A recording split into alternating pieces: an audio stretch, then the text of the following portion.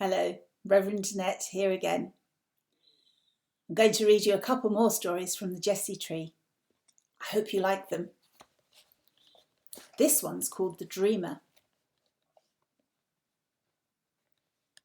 "You've been fighting," exclaimed the carpenter the next day when the boy came into the church. "Typical. My brother wanted my baseball cap, so he took it. He's bigger than me, but I got my own back." "I bet you did. Tit for tat, not for not. That's all you kids understand these days." "Yes, I was going to bring him here, but after he took my cap, I didn't. So he won't get to hear the story, will he?" "What story?" "The one about that pyjama jacket," said the boy, pointing. "It's not a pyjama jacket," protested the carpenter hotly, in defence of his latest carving. "It's Joseph's coat of many colours." Jacob married and had 12 sons. 12! The 11th, young Joseph, was a delightful boy. At least Jacob thought so. Joseph was a dreamer. Not a daydreamer, but a night dreamer who remembered his dreams when he woke. "Last night I dreamed we were harvesting and your sheaves bowed down to my sheep," he told his 11 brothers. His brothers didn't think much of his dream. "Last night I dreamt we were all stars in the sky and that you 11 stars all bowed down to me." Joseph's brothers didn't want to hear this either. "Look what father gave me," said Joseph, wagging the sleeves of a glorious new coat. "Look at all the colours, look at the cloth." Joseph's brothers did not want to look. No father ought to love one son more than all the rest. Or if he does, he ought not to let it show. They hated Joseph for his coat and his dreams and his unfair share of the love. So one day, when Joseph brought them their lunch way out in the hills, out of sight of home, they grabbed him, tore off the fancy coat and threw him into a pit. Like a crumpled rainbow, the coat was laid at Jacob's feet. "A terrible accident, father," they said. "Dear little Joseph, some wild animal. All we found was this. He must be dead." Then the grief in Jacob's eyes made their lies peter out to a sorry silence. But Joseph was not dead. Even hating him the way they did, his brothers had stopped short of murder. They'd gone back to the pit, arguing about what to do with him. As they argued, a caravan of camels clanked by, bound for Egypt. "Let's sell him for a slave," suggested Judah. As they watched their hated brother led away, stumbling dirt-coloured in the dust behind the camel train, it really seemed that fate had taken a hand. Fate had. Suddenly, realising what a long story he had begun, the carpenter pulled himself up short. "I haven't got time for this. I've got work to do." "All right, I'll come back tomorrow for the rest. But promise." "Promise? I don't have to. If my big brother comes by, don't tell him that story. It might give him ideas."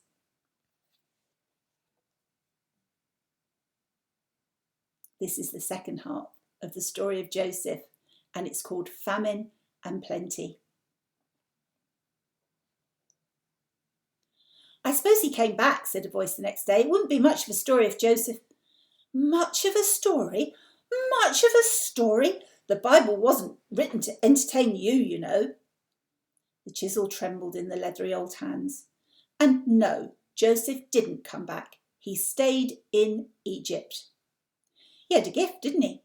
God had given him a gift. Joseph understood dreams. Not his own, maybe, but other people's dreams. In Egypt, things went from bad to worse. Although Joseph worked hard, he ended up in prison, convicted of a crime he had not committed.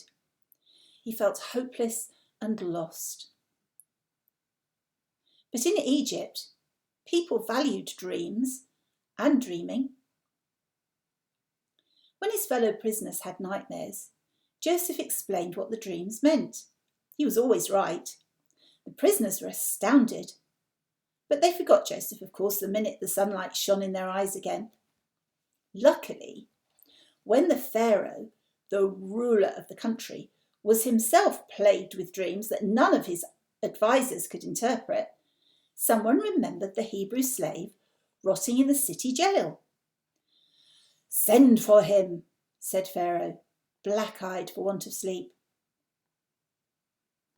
"You dreamed of cattle clambering out of the Nile," said Joseph as he knelt before the throne.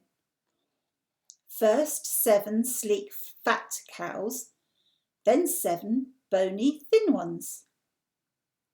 The thin ones gaped their throats and swallowed down the fat." Pharaoh flinched from the memory of his dreams.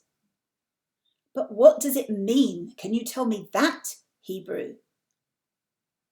"For 7 years, Egypt's harvest will be marvellous, the granaries full of grain. But for 7 years after that, every harvest will fail and your people will go hungry unless you take steps to prevent it." So impressed was Pharaoh, so taken with this dream reader, that he made Joseph governor of Egypt. From then on, Joseph spoke on Pharaoh's behalf and was almost as powerful as Pharaoh himself. The dreams had come from God, of course. So too did the 7 years of plenty. Joseph gave orders for all the surplus food to be stored in great granaries. Nothing was to go to waste. Sure enough, there followed 7 years of famine. But thanks to Joseph's careful planning, no one in Egypt starved. Far away in Joseph's homeland, the sheep shook on their thin shanks. The brothers' stomachs were empty. "Go into Egypt, where the granaries are full," said their father Jacob, "and buy grain." His old face, drooping like the wax from a candle, had not smiled since the day they brought him Joseph's multicoloured coat stained with blood. So that's how Joseph came to see his brothers again, kneeling in his chamber of state, asking permission to buy grain from the great Egyptian granaries. They didn't know him, of course. He wore Egyptian robes, an Egyptian wig. His eyes were black-rimmed with Egyptian kohl. It's like eyeliner that Egyptians wore around their eyes. Besides, 20 years had passed since the business of the coat, the pit, the merchant caravan. But Joseph knew his brothers. Oh yes, all 10 of them. 10? Where was the 11th? Where was little Benjamin, the youngest? Joseph questioned them, demanded to know why one brother had stayed behind. To their dismay, he sent them home to fetch Benjamin. "But our father," they protested, "he relies on Benjamin. His whole life is bound up with the boy. If anything were to happen..." They might as well have been talking to the pyramids themselves. Joseph was adamant. So Benjamin was fetched, and the brothers were allowed to load their pack animals with good grain and to set off, marvelling at the generosity of that governor of Egypt, marvelling at the splendour of the Egyptian civilization. Then the soldiers came after them, stopped them and began to search. "We took nothing, on our lives, nothing," protested the brothers. "If you find anything on one of us, let that culprit be put to death." How they must have regretted those words when the guards reached into Benjamin's saddlebag and pulled out the silver cup and brandished it in their faces. "Not Benjamin! Benjamin would never!" Their hands fell helplessly by their sides. Their knees failed under them. Joseph, who had given orders for the silver cup to be planted amongst their belongings, looked on with grim satisfaction.